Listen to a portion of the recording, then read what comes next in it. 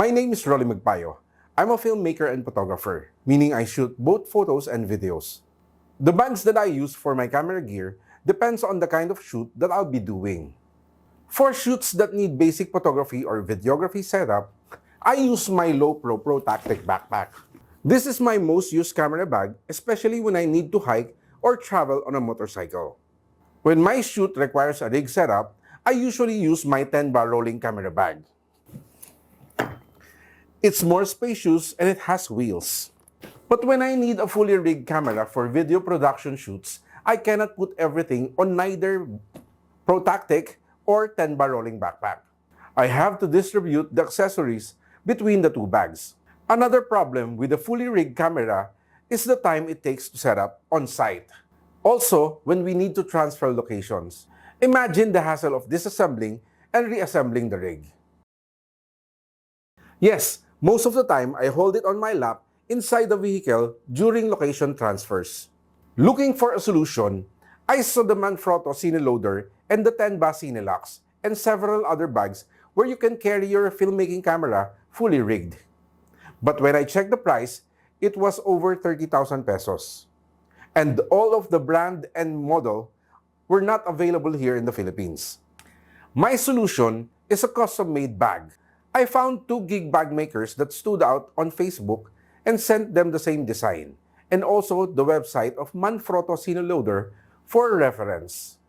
After agreeing on the price, I finalized the order with Kalasag Gig Bag on December 12, 2024, and they gave me January 8 as the delivery date. I followed up with Kalasag Gig Bag on January 8, and they told me they needed more time.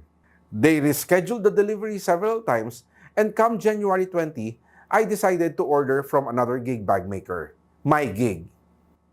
I placed my order with Migig on January 20, and they told me to follow up on January 24.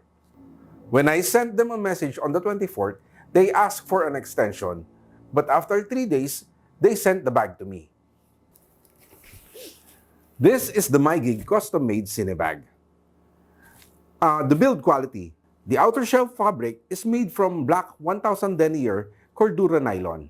This type of nylon is common with bags because of the water-repellent properties and it is not easy to tear. All the nylon webbing are of high quality. Tighter weave for scratch resistance. The zippers they use are all YKK. The carrying handles are all padded.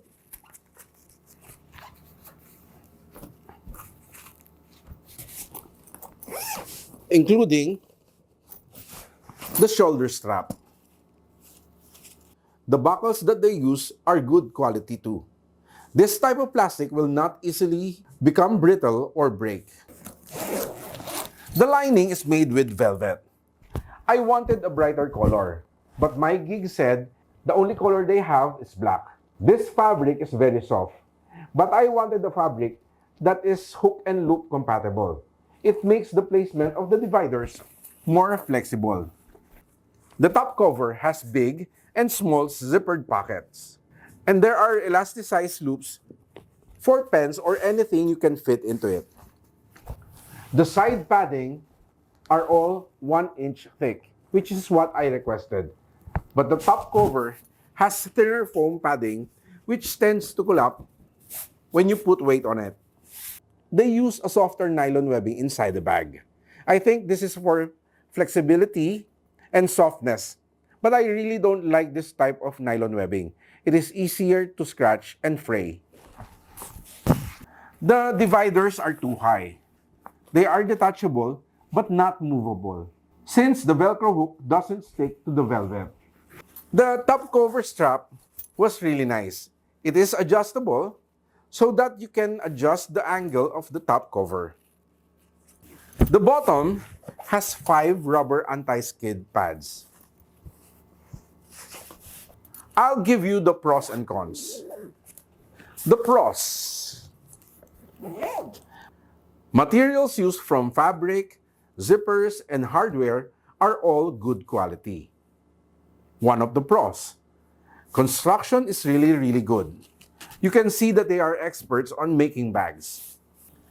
They added pockets on the outside and on the flap, which I did not specify, but I am really happy about it. They were able to translate my design and made some improvements. This is very affordable compared to imported bags. It took them exactly 1 week to deliver this bag. Now for the cons. Lining is available in black only. Velvet is not hook and loop compatible.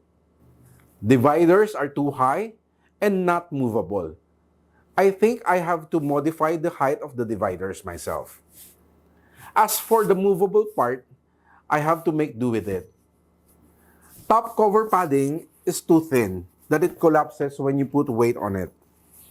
I cannot strap my tripod on top of this bag. Overall, I am happy with the outcome of the bag. But if I were to order again, I will ask for a different fabric for the lining and I will send the actual dimensions and layout of the dividers.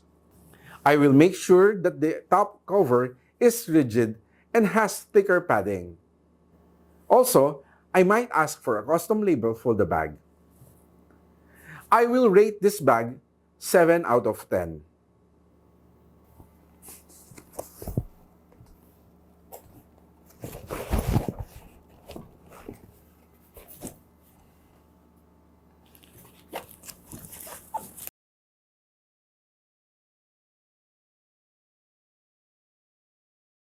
We have an update for this Migig custom-made Cinebag.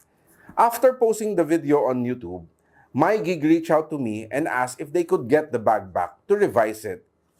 After posting the video on YouTube, Migig reached out to me and asked if they could get the bag back so they could revise it.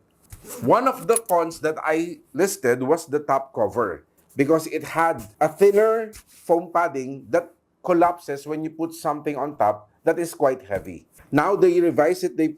They put a 1-inch foam padding and an additional plastic sheet that makes this top cover semi-rigid.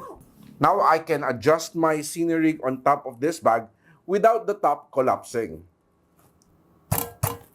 Also, they adjusted the dividers to 8-inch height.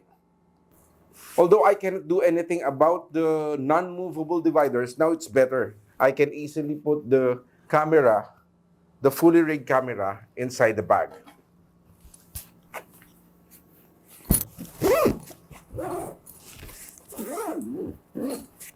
And I can also use the top of the bag to adjust the scenery.